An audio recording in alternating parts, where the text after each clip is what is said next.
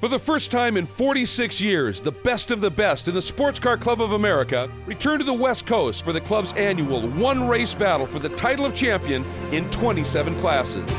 This year's three-day duel for the medals brings over 400 racers to California's Mazda Raceway Laguna Seca on the stunning Monterey Peninsula. It's time to seriously step up at the 2014 and 51st SCCA National Championship Runoffs.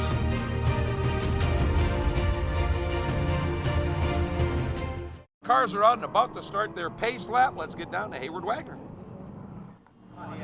If there's an SCCA class that has a mullet and wears a muscle shirt, it's American Sedan rolling out to the course right now. These are production cars, race built, but with DOT approved tires. That means lots of power, not a lot of grip. This is sideways driving, foot to the floor fun in American Sedan.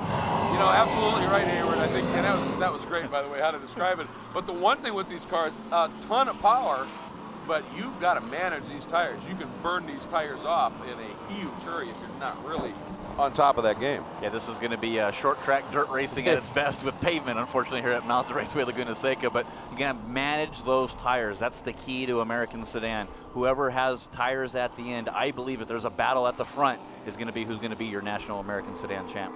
Absolutely, and the two guys at the very front, as we've talked about, are just spectacular in this category. Andy McDermott, the number 24 WeatherTech Felice Performance Engines Ford Mustang.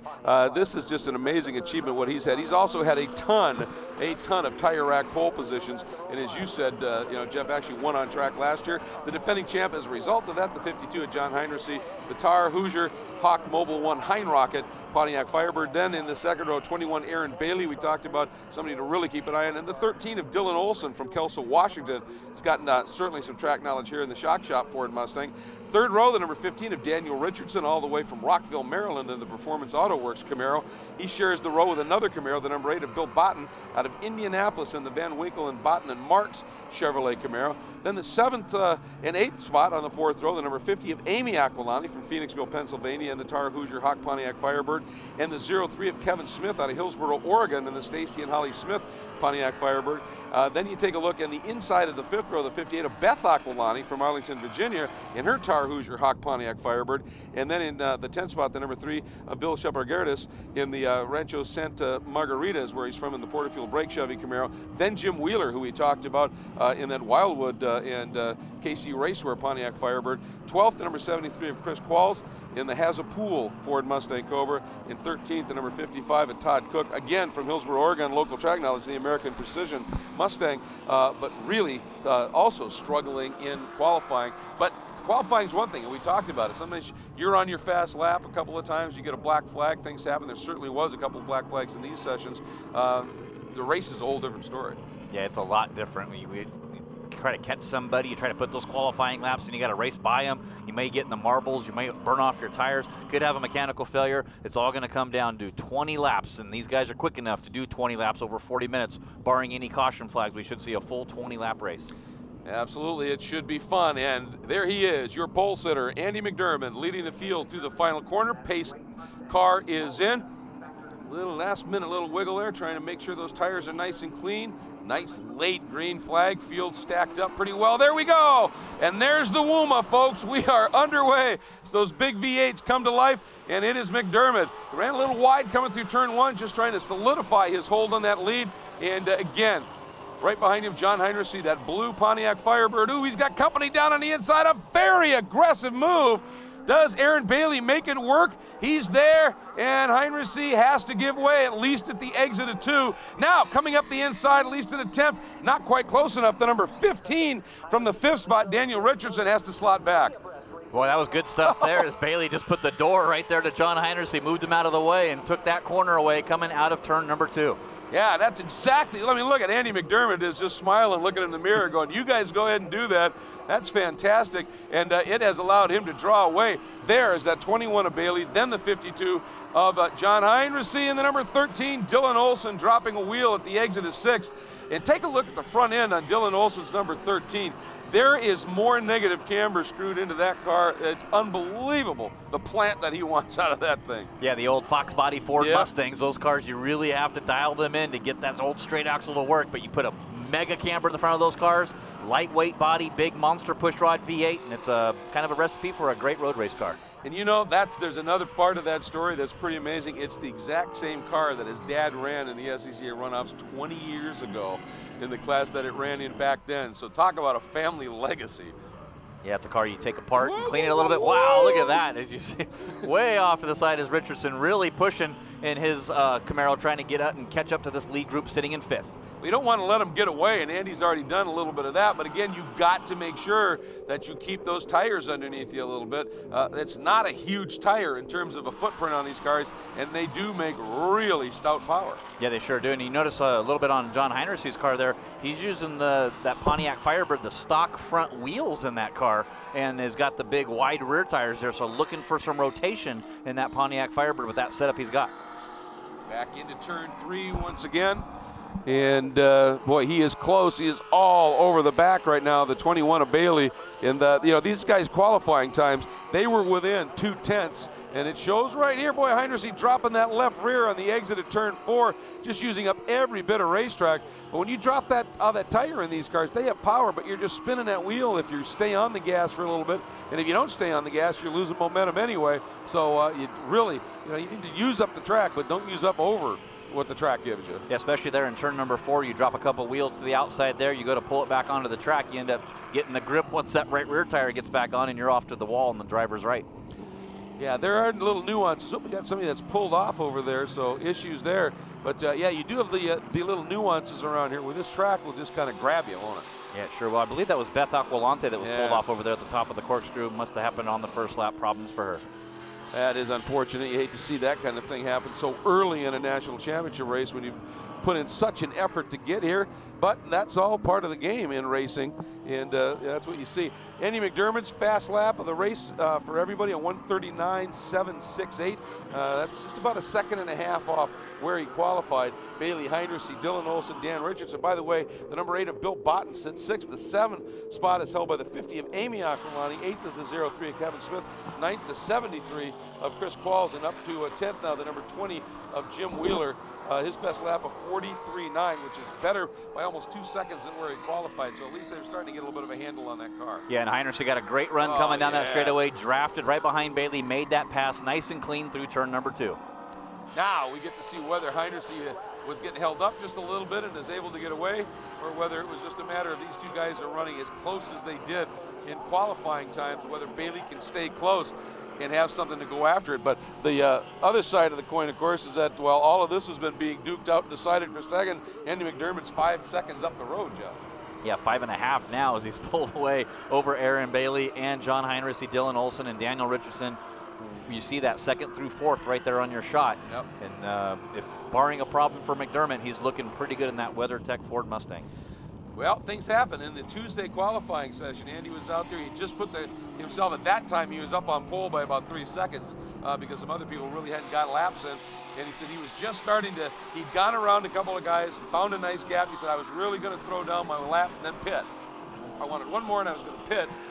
One of the guys on the track lost his brakes coming into turn 11, came sideways, out of control, right down the inside of Andy, hit the left front corner of that car and just absolutely ripped that left front tire and radiators and all of that right off the car. There's still a little bit of body damage. You don't see it here too close, but you get up close on that left corner, and that kind of thing can happen. These cars, because of what we're talking about, the power, the stress that they put on these things can go. Ooh, look at that bit of rotation from the back right there of Andy McDermott. Gets that back in, rotated around, and that was on the brakes going in. So he is definitely, even though he's got that big lead, he's pushing pretty good right now.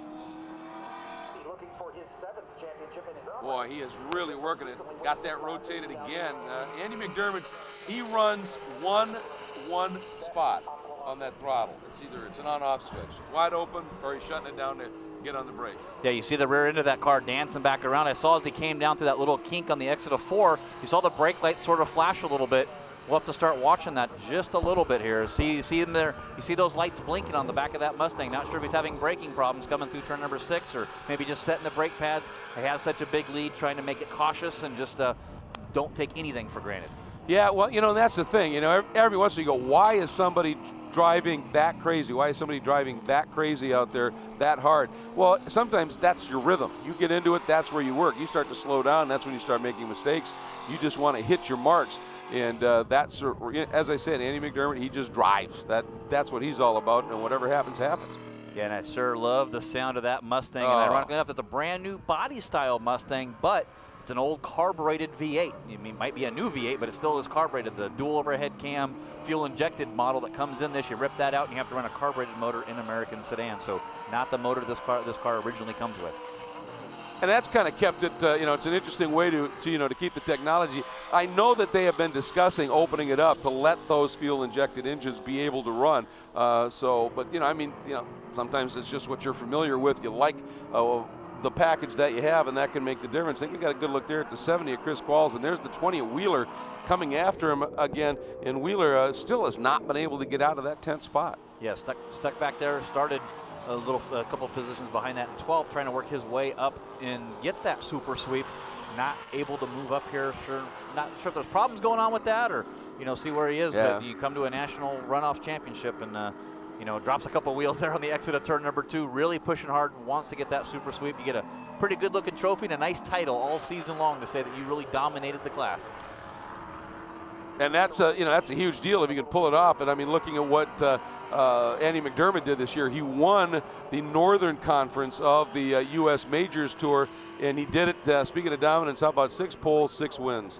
Yeah, just the guy, when everything's clicking, is virtually untouchable, and the field's sort of getting a little bit of a taste of that right now. Yeah, there's a good battle here with Todd Cook and Bill Sefergergis. I probably butchered the heck out of your name, and I do apologize, and I'll come down and say sorry to you and talk to you and all the family that's listening there, but Bill's just having an epic battle here with Todd Cook. Yeah. No, doesn't seem to be a real advantage over the battle for 10th with Todd Cook and that Mustang and the Camaro behind that for Bill. Yeah, some furious racing, and by the way, we've been talking a little bit as we take a look right there at Todd Cook. That number 55 comes in here, was 4th in the Western Conference of the U.S. Majors Tour and had a pretty good season, putting up 3 podium finishes. Talking about Jim Wheeler, one of the reasons that he was picked and was one of the favorites here, he won the Mid-States Conference with 7 poles and 6 wins. Just an amazing year, but he comes from Kansas, does not have a lot of familiarity with this track, and as we've talked about a couple of times already in this National Championship Runoffs for 2014, first time here in 46 years to the West Coast, let alone to Mazda Raceway Laguna Seca. If you don't know this track, that can really present some issues. Yeah, it really can. As we're looking on the time charts here, not sure what happened. Looks like we lost John Heinrichsey. He's dropping back down the field. He's down to 12th, just losing places. We'll have to watch out where he is. But Dylan Olson, that moves him to the 3rd. And you were talking there about Todd Cook, one of the only 2 rookies in the field in American Sedan. So not a lot of experience, but not a lot of runoffs experience either. Yeah, I wonder where Heinrichsey is. You're absolutely right. Just missing him completely here. We haven't seen any shots or indications of where he might be. There's the number 50, and that's one of the team cars. That's Amy Aquilani, of course, part of the Aquilani family. That is Phoenix Performance and Phoenix American Motorsports. But they got so many cars and so many family members. I don't even know who Amy. I don't know if she's the son or the daughter, or she's the mom, and she's wife. I mean, who knows where she'll have to go down there and get a family tree that maybe Joe Aquilante can give us a family tree on who everyone is. Yeah. They got 10 cars. I think 10 cars I counted over there they're prepping and maintaining. Yeah, it's pretty fantastic. There's no doubt. Looks like the nose on that car, the hood, the front end, maybe one of the pins has come loose. As I'm starting to see a little vibration in its speed. You can see a little bit of lift on that. I don't think it's going to be any big issue at this point, but it's always a concern. If nothing else, a little bit of a distraction. You're out there and you're seeing that flutter and always worrying, is that thing going to pop up on me? Yeah, I don't know. Yeah, you can't see it bouncing there a little bit. Looks like hood pins are there. She's fighting the wheel down there in turn number 11. Looks like she's one of the nieces of Joe Aquilante. So getting the whole gamut of the Aquilante family running here in the runoffs of 2014. Here's the number 15, Dan Richardson, who sits right now in the 4th spot. He too having a good one, was 3rd in the Eastern Conference of the U.S. Majors Tour. And there is John Heinrichsey. That's over by turn 5. And they're basically trying to get him. You can see just off to the screen a flat toe. Whoops. And there it is. The number 20, Jim Wheeler, had moved up into that top 10. It had actually moved up. It looked like almost to 8th. And now it's all gone wrong. Yeah, back over there, the hatch pops up.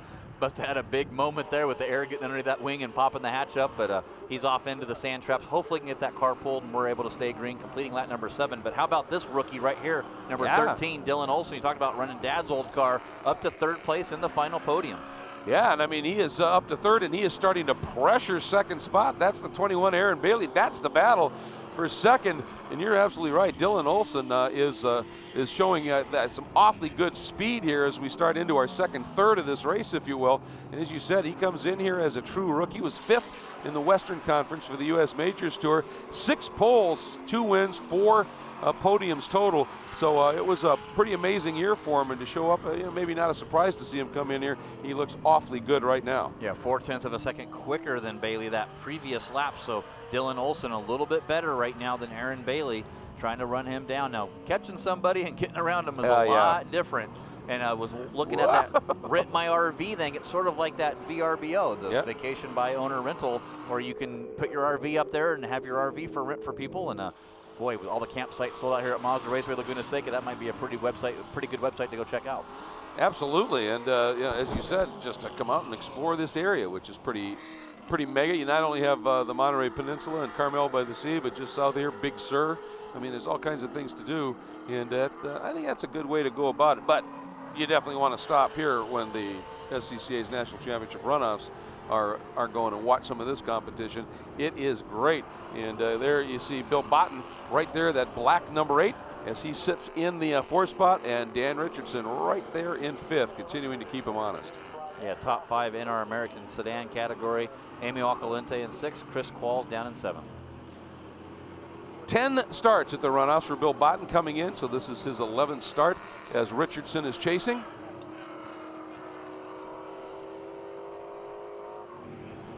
Going to get some word here from Hayward down on pit lane. Hey guys, just spoke with the crew for John Heinrichsey. They said he lost a motor, tucked it into the back door paddock entrance at turn 5. So that's why we're not seeing him anywhere. He's actually in a paddock area right now. All right, thanks very much, Hayward. Unbelievable. I mean, that is a team that just clockwork normally, how those things run. But that's the nature of when you're really stressing things like you do in a sedan. I mean, that's the thing that can happen. But wow, for performance, Phoenix Performance, this is about as rare as it gets. I mean, you got Heinrichsey off. We've also seen Beth Aquilani off, and so everything's hanging on the performance that Amy's putting in right now. Doing a nice job, though, sitting right behind these two in 6th. Yeah, we've got to start watching Amy Alcalante. If you build all the motors on a bench and they're all in a row and you use the same component on all those motors, you never know if one of those components are bad and something might be going wrong. We know it's not prep. Phoenix Performance does a great job. That's not a case. So hopefully it's probably just some failures internally in that motor. They'll get it back. They'll check it out, see what it is, and they'll be strong again. John Heinrichsey still later on Sunday, still has a chance to try to win another championship in the B-Spec category sitting on the pole. He's not done yet. Talk about, we were watching Mike Lewis earlier today running Formula Fords, and he's also in GT1. Well, that's almost the stretch here that Heinrichsey's making from this class in A sedan, stepping into a B-Spec car. But the man just loves to drive, no question. Well, as we are just about to the halfway point here in this A sedan race to the gold, we're going to step away, take a quick break. We'll be right back to Mazda Raceway Laguna Seca.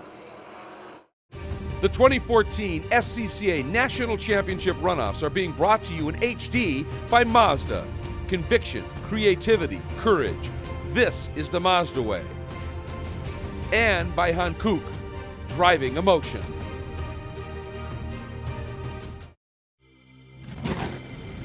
Some people go to enormous lengths in the name of safety, like the inventor of the flame-resistant racing suit, Bill Simpson.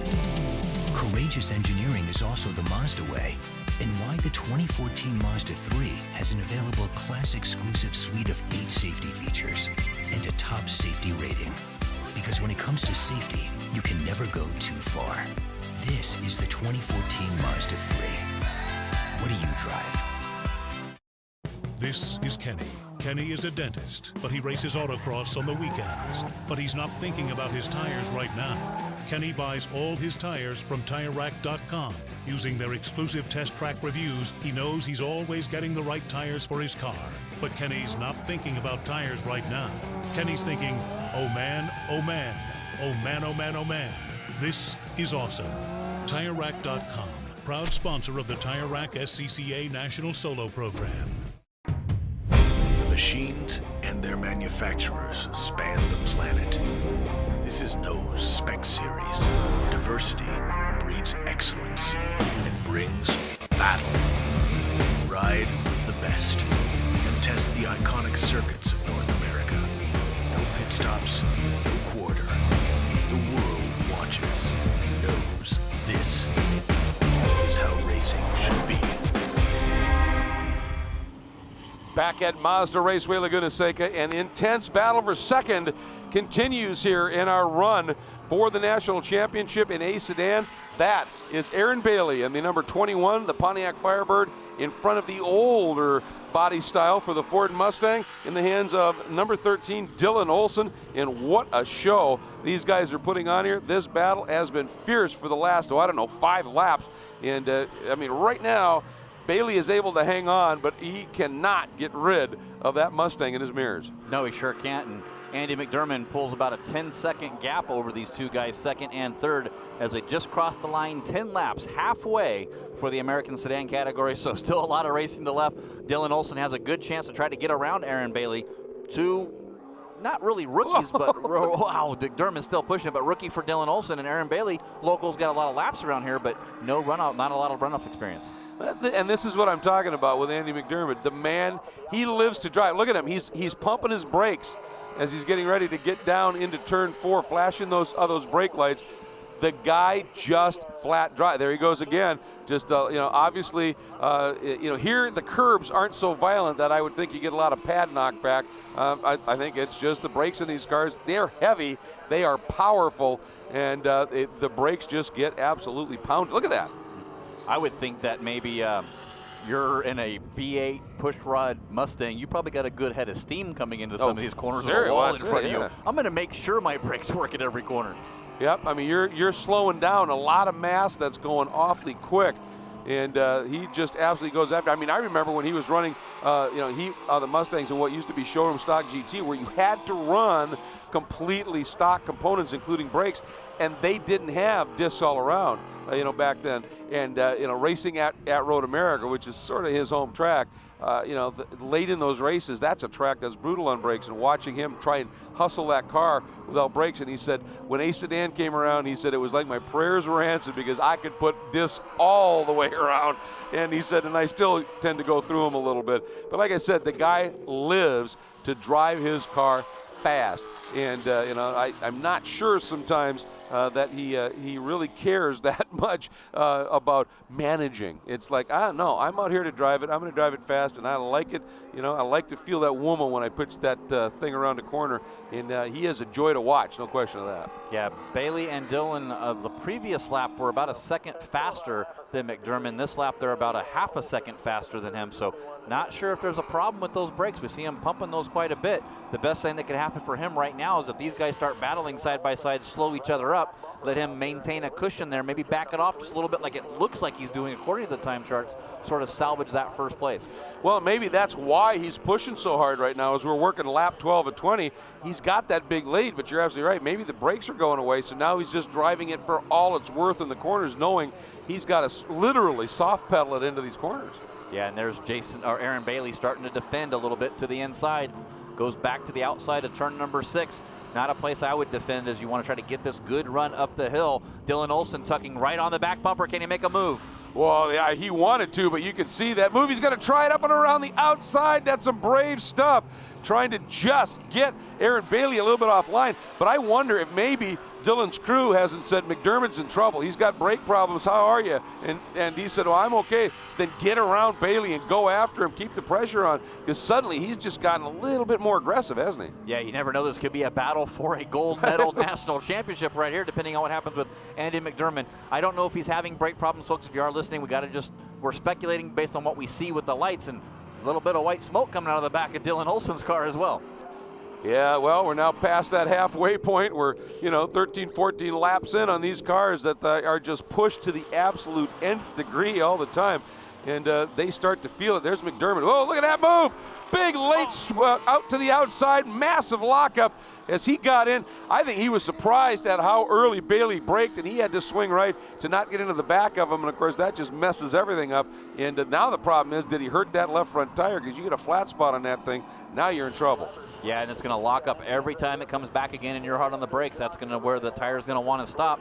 Thankfully, you'll vibrate a little bit, but Mazda Raceway Laguna Seca, a lot of left-hand corners, so only a couple corners in this track where you're putting weight on that left front tire. So, you know, even if you do flat spot that left front tire, you still have an advantage through these right-handers or left-handers. Way sideways still, Olsen, as he's really trying to push that Mustang, trying to catch back up to Aaron Bailey. Well, I think there's another reason he's driving that hard, because the last couple of laps, a guy who's been half a second quicker than both these guys is the black number 8 behind him of Bill Botten, who's starting to close up. There he comes into the frame right now. So really starting to put the pressure on young number 13, Dylan Olsen, with an E. Yeah, he sure is. Down to 4th for Bill Batten. Daniel Richardson still checked back a little bit, about 5 seconds behind Bill Batten, and he's got a gap. Let's see, Dylan Olsen to Bill Batten is about 5 seconds right now, 4.5 really. We'll see if that gap is closing. There he is on your screen right now, fighting it down through turn number 9 into turn number 10. Hear him getting on and off the gas, feathering the throttle there. A lot of grip as you come off that corner. You lose it as you come off. A lot of grip in the middle of the corner. Come down here into turn number 11. You want to get a good arc. You can drop a couple wheels off to the right like you see guys do all the time. Come down the straightaway. And I did get word they did put a little bit of extra pavement on the outer part of that curbing there. Oh, okay. And then the AstroTurf starts. So that's that black. It's just a little extra piece of asphalt. More to protect the dirt and the ditch right there. Well, a podium would sure mean a lot to Mr. Bill Botten. He's had 10 starts. This is his 11th at the Runoffs. His best finish, 2011 at Road America, 4th in T2. So this would be big if he could somehow get that car up on the box here and earn his first podium. That's always something that's going to motivate you. He said he's raced his whole career in T2, switching over to American Sedan now, and really just loving it, the extra speed, getting to run, getting to work on the car, and just having a good time at it. And doing it very well, too, obviously, as he comes out of turn 4, that little extra bend to the right, essentially, and now up into turn 5. And we're seeing his paces relative to those two guys in front continues to get quicker and quicker now. Yeah, he's over a second quicker than Aaron Bailey, and almost 2 seconds faster, almost 2 seconds faster than the leader, Andy McDermott. Yeah, McDermott's lead has gone from over 10 now. It's down to 7.5 seconds as he just turned a 43.1. That's the slowest lap we've seen Andy run this entire race.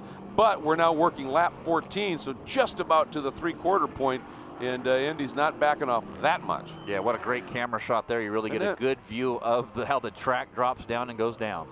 And there is a good look at Andy McDermott, that WeatherTech Mustang onto the front straight, and watching him go by, I'm sure, is Hayward. Yeah, guys, I just had a chance to talk with Andy's crew. They're seeing the same thing with the brake lights flashing. They say that's the normal MO for Andy when he's driving, but they can't confirm anything because he's another one of those guys who doesn't like to have a radio on in the car, so they do not have contact with him. Well, I'll tell you, well, look at that, just throwing that thing around. When he gets out of the car, you recognize immediately that also you don't want to, even as a crew guy, have Andy upset with you. He crawls out of the car and he looks like a UFC fighter. You know, he is a big lad. One of the nicest guys you'll find, but a big guy here. And he is still just throwing that thing around the track. As you just watch him come out of turn 2, opposite lock, just feeding it throttle. Well, he only lost 0.3 of a second that last lap, but is that got to be like a Kimi Räikkönen thing? Leave me alone, I know what I'm doing. I know what I'm doing. Just don't put a radio in the car, even at this stage. Just I can do what I do for 20 laps. We'll see how that all plays out. But this battle continues to be superb. And there's Bill Botten again, right in there. But for the first time in a little while here, Aaron Bailey actually has himself just a smidge of breathing room. Yeah, a little bit of gap there. He about 1/10 of a second quicker the prior lap there, and he was faster than Bill Botten, so able to kind of extend that out a little bit. But boy, Olsen got a great run into the entrance to that corkscrew and closes that gap about 2 car length right in the braking zone. Well, he gets into and through, doesn't he, Olsen, through the corkscrew incredibly well. And I wonder, I mean, the Fox body on that Mustang, it's a much shorter wheelbase, which I would think means it will rotate a lot better, and he uses it beautifully in the corkscrew. Yeah, he sure does, and that's a lot smaller. It makes a smaller hole in the air. No, I don't think a lot of people realize just how small the Fox body Mustangs are, especially when you go next to that Pontiac Firebird. They are a small little car, and those shorter wheelbases really has the advantage on the tighter corner. 15 laps in the books, 5 to go as this duo battling for second to come by. Next time into turn 11, folks, if that low camera shot, if we are watching that number 13 at Dylan Olsen, look at the camber, the negative camber on that right front in particular. Of course, with most of these turns being lefts here, you just crank that over to get as much plant as you can, and he is using it as they sweep through turn 3. Yeah, you saw the Dylan McDermott in front of these two guys. The gap now 4.3 seconds. 1:45 was McDermott's lap time that last lap by. Not sure if there's problems going on. We'll have to maintain this and watch this out, but Aaron Bailey and Dylan Olson coming with only 5 laps to go. That was huge, yeah. 45.2 for McDermott, a 42.4 for both Bailey and Olson. Now they're making a big chunks of time, and they sense it. They can see it, and Dylan Olson is going to be in full-on attack mode. Here we go, through 6, up the hill, and working it.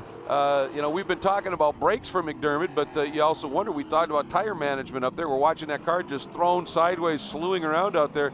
Has he gone off tire just a little bit here? Yeah, we don't know that. I'm not sure what tire brand he is on. I do know that the car behind him is on those BF Goodriches, and notoriously that a lot of the guys in the pits are talking about the BF Goodriches. They may not be as fast as the Hoosier, but they last a little bit longer. So especially in these heavier, higher horsepower cars, he may have a lot more tire here at the end. Boy, Andy just locking it up a little bit. There's that right front tire for Dylan as he just plants it, boy, throwing it through the corner, trying to drive out here as we are now going to be completing our 16th lap, and that means 4 to go, and the margin across the line is down again by a big chunk to just under 3 seconds, Jeff. Yeah, right there you can see him. He's in the clutches, and that's the problem for Andy McDermott is now Aaron Bailey and Dylan Olson can see him right in front. That's just an extra little bit of motivation. You start increasing those braking zones, making those acceleration points just a little bit earlier as you become the hunter now. Yep, there's the rabbit, especially seeing all those lights flashing in the back of that car. You know, you just look at that and go, boy, if I can get close, he's got issues, work coming, and it makes you just absolutely step it up. And again, Aaron Bailey, in certain spots of this track, Aaron is able to gap Dylan just a little bit. But McDermott, yeah, I'm not sure because we're not seeing, you know, he's, you know, it's tough to tell at what point he's got to be slowing down for these corners. But it looks to me like every time I watch a McDermott from that tail shot aggressively get on the brakes, the car skates just a little bit. So I don't know, maybe he's also got a bias issue. That's what I was kind of thinking. Maybe, oh, there he is, that rear's locking up. He's having problems with the rear's locking up. That's exactly right. The rears are having a big issue there as he's all over the brakes. If he has to get hard in the brakes, the rears are locking up. So maybe turn the bias knob wrong, or it's something's wrong, or, you know. Well, now it's down to Andy McDermott. One thing the man has, folks, is car control. Unbelievable, but I don't know. This is where completing lap 17, it'll be 3 to go. And if he's got a car that's struggling like that, boy, this one, it'll be, well, if anybody can do it, for sure Andy McDermott can, but wow. Yeah, he was all crossed up at the top of the corkscrew, and that's a really hard braking zone. You come up over the hill, the car loses grip already because it's starting to get light as you crest, and you have to hit the brakes right before the crest to settle the car on the downhill part going into the corkscrew. And Olson lights the brakes up down there in turn number 2. Well, and you can see how early Andy now has to brake and how slow he gets that car woed down. I mean, half that gap disappeared just in the braking zone for the Andretti hairpin.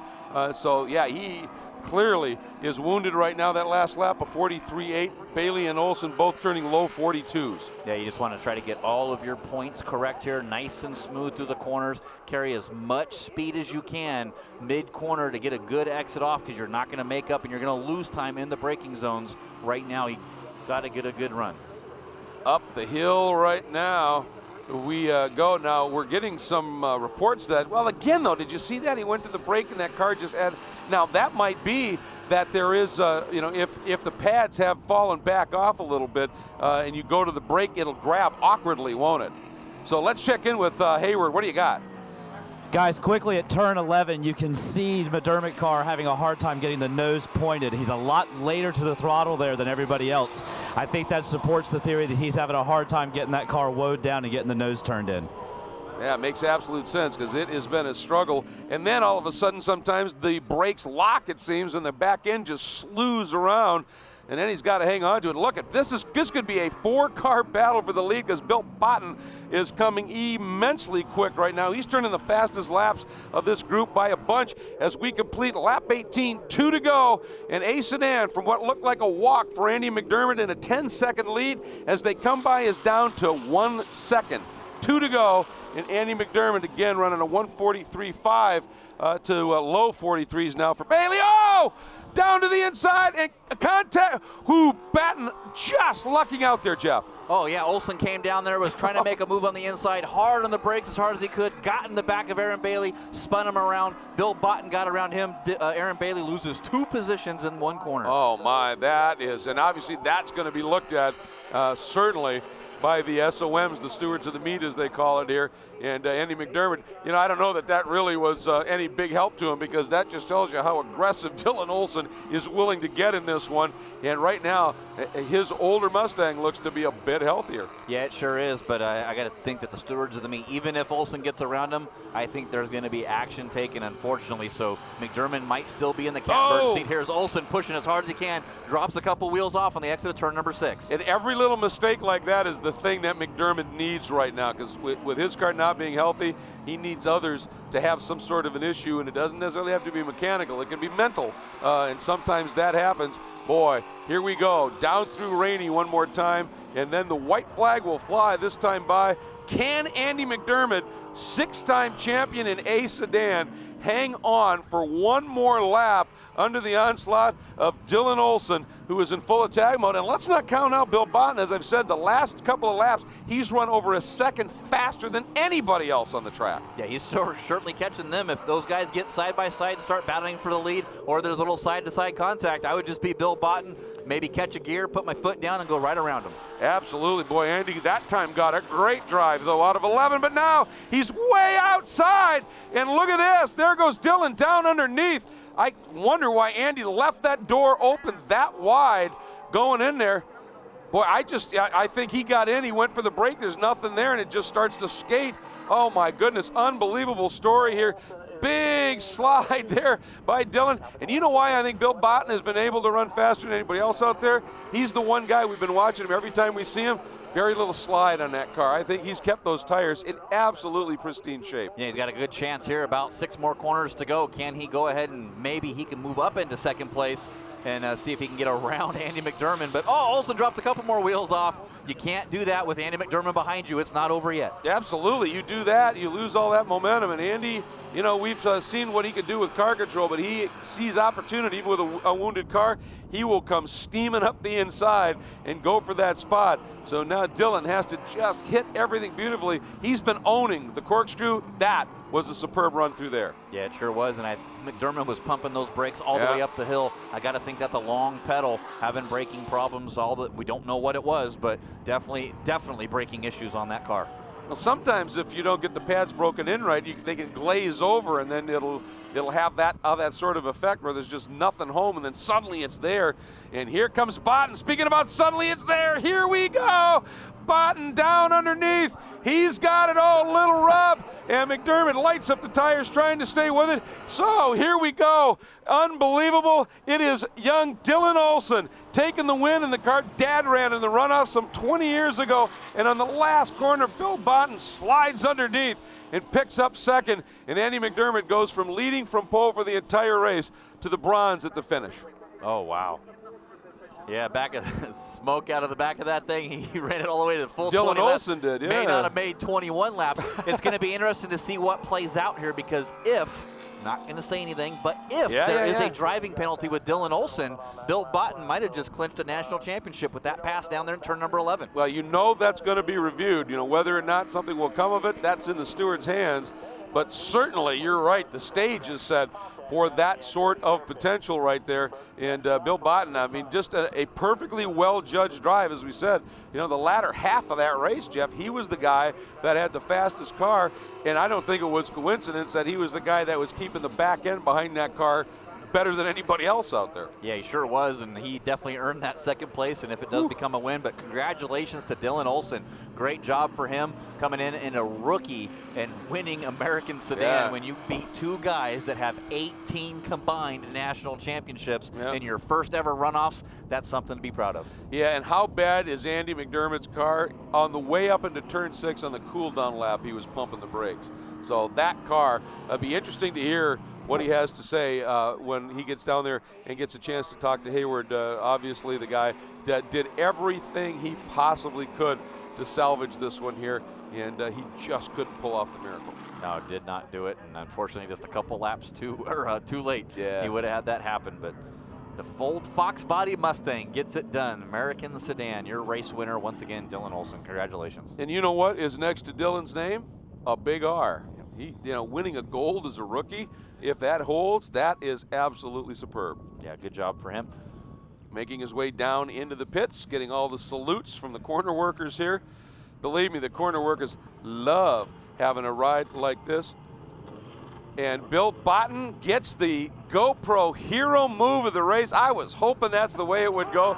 That last corner dive down the inside at opportunity, and he makes it work. Look there, look at the camber, or the negative, on the right front corner of that car that he runs there. But boy, it sure worked. But for Bill Botten, that beautifully well-judged drive to be able to be in position and then jump on that opportunity and make it work. Well done. He's the hero of this one. Yeah, sure was. Get that brand new camera, and it'd be neat to see what the camera was like in the wheel of that car getting around Andy McDermott down there in turn number 11. Absolutely, and I love the guy down there, one of the SCCA staff, holding the sign that says "Helmets off, please." These guys are so amped up when they come in, they're just celebrating, and it's like, we got to get the interview, get that helmet off the car, because Hayward is standing by, and there is Dylan. Wow, what a story. We're here with Dylan Olson, winner on track here in the A Sedan class, getting the helmet off, Hans device, headphones, everything out of the way. Dylan, what a drive. Talk to me, a couple of passes there at the end. Yeah. What was that race like for you? That was the most intense race of my life. My family has been trying so hard to get here and be first position. I'm so happy that I was able to do it. 23 years old, a rookie at the Runoffs, driving a car that your dad raced previously. What are the emotions like for you? I can't believe that this happened. Race that were pretty big. Can you talk us through either one of those? Well, the biggest one was passing the leader. I was able to get past him into going into turn.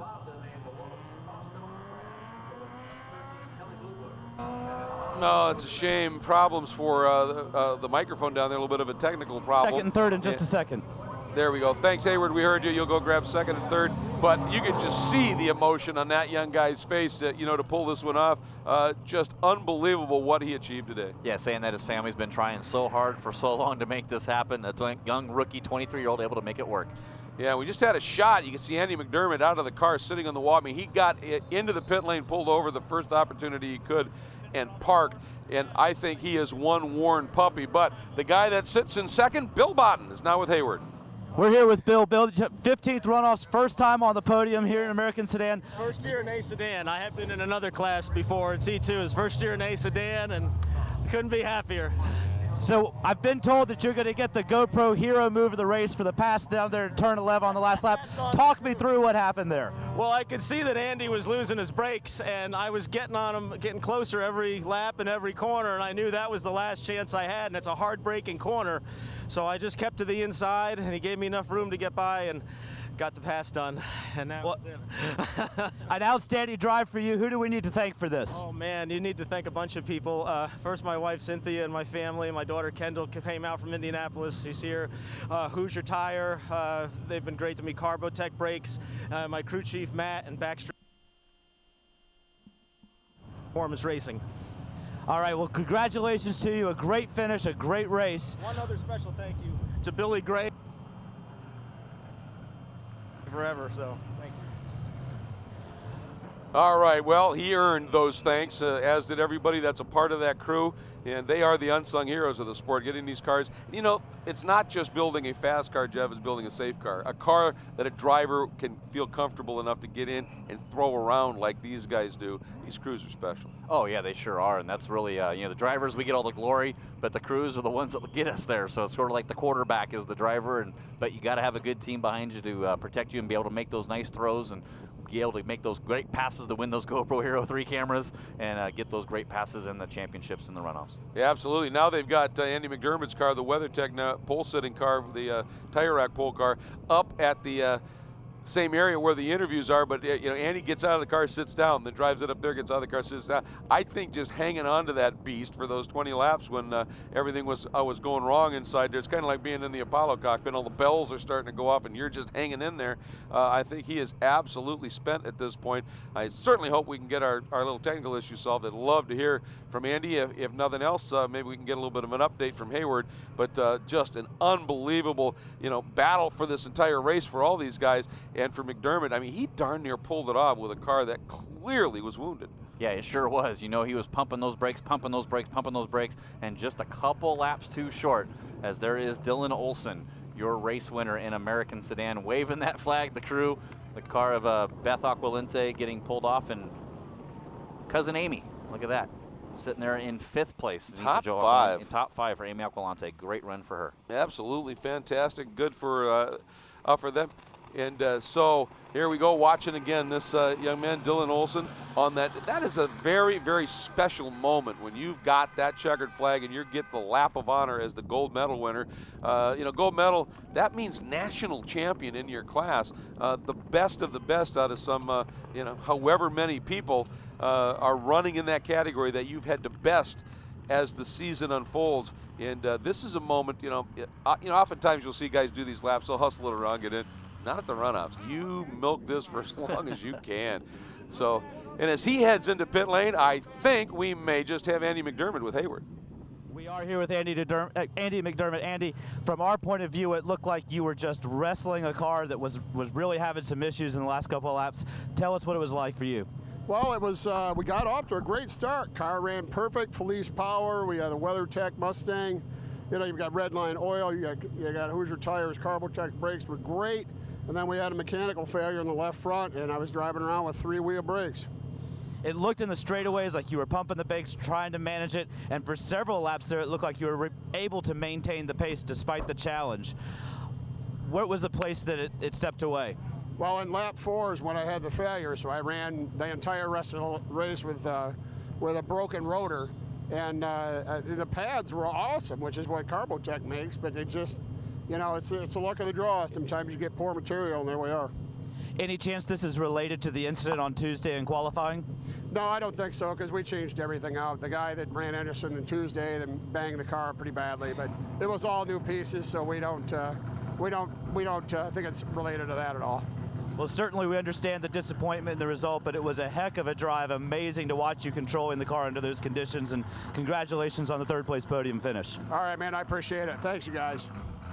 You know what? I mean, I think on a certain level, we could have seen what might end up being the drive of the Runoffs, knowing that now that he had 3 brakes and a broken left front rotor, and that would certainly explain why every time you went to the brake, that car would just pivot for a second there to hang on and be able to still massage that level of speed out of it. This guy is mega, folks. He is something else, Andy McDermott. Yeah, and still able to get a podium at the Runoffs with a broken left front rotor, 3 brakes on a big, heavy 3,300-pound Ford Mustang wheeling around with 3 brake rotors. I'm telling you what, if there's some place when somebody says that, hey, you can go drive a car, but you're only going to get 3 brakes, I ain't going to do it. Exactly. And you talked about it, the weight and all of that, and what else does it have? A lot of wooma. And that, being able to control it, that was absolutely spectacular stuff. And it's good he at least got a podium. But here are the unofficial results. Again, we've still got the reviews, tech, and all that. But Dylan Olson brings it home. What a great story. That family legacy coming good here at the 2014 National Championship Runoffs. Bill Botten in 2nd. Just a beautifully judged drive, keeping that car, those tires healthy, and coming after it at the end. That beautiful move on Andy McDermott. Still gets 3rd. Again, I think could well be the drive of the event. Aaron Bailey, a superb run, very, very solid up into 4th. Amy Aquilani, started a little bit farther back in the pack, but not by much, and just stayed there and actually, got around Dan Richardson, Bill Shepard-Gertis. Right there in 7th. Chris Qualls up into 8th. Todd Cook 9th. And rounding out your top 10, Kevin Smith, who started in the 8th spot there in the Stacy and Holly Smith Pontiac Firebird. So again, this one was entertaining, but frustrating, from certainly Andy's standpoint. But wow, what a show he put on, hanging on, and what a show Dylan Olson and Bill Botten put on. being relentless and attacking. And, you know, you've got to go after it when the opportunity's there. Yeah. That's being a racer. Don't forget Aaron Bailey right up there, too, for a second there. That big battle they had in the stripe they had down there in turn number 2. We'll see how that plays out. But he got turned, congratulations to your Tire Rack pole winner, Andy McDermott, your GoPro Hero Move of the Race Award going once again to Bill Botten. And we'll still wait on that Sunoco Hard Charger Award. Some great partners, all part of the SCCA, giving away a lot of special awards. All 27 champions getting those awards. Absolutely. It was a stunner, as it always seems to be in A Sedan. It was a great one. Our national champion has been crowned in A Sedan. Congratulations once again to Dylan Olson.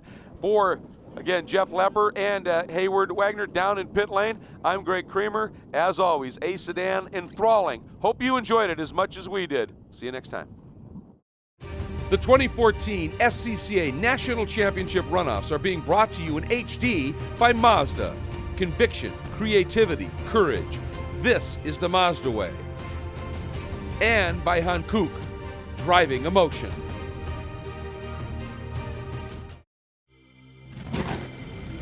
Some people go to enormous lengths in the name of safety, like the inventor of the flame-resistant racing suit, Bill Simpson. Courageous engineering is also the Mazda way, and why the 2014 Mazda 3 has an available class-exclusive suite of 8 safety features and a top safety rating. Because when it comes to safety, you can never go too far. This is the 2014 Mazda 3. What do you drive? This is Kenny. Kenny is a dentist, but he races autocross on the weekends. But he's not thinking about his tires right now. Kenny buys all his tires from TireRack.com. Using their exclusive test track reviews, he knows he's always getting the right tires for his car. But Kenny's not thinking about tires right now. Kenny's thinking, oh man, oh man, oh man, oh man, oh man. This is awesome. TireRack.com, proud sponsor of the Tire Rack SCCA National Solo Program. Machines and their manufacturers span the planet. This is no spec series. Diversity breeds excellence and brings battle. Ride with the best and test the iconic circuits of North America.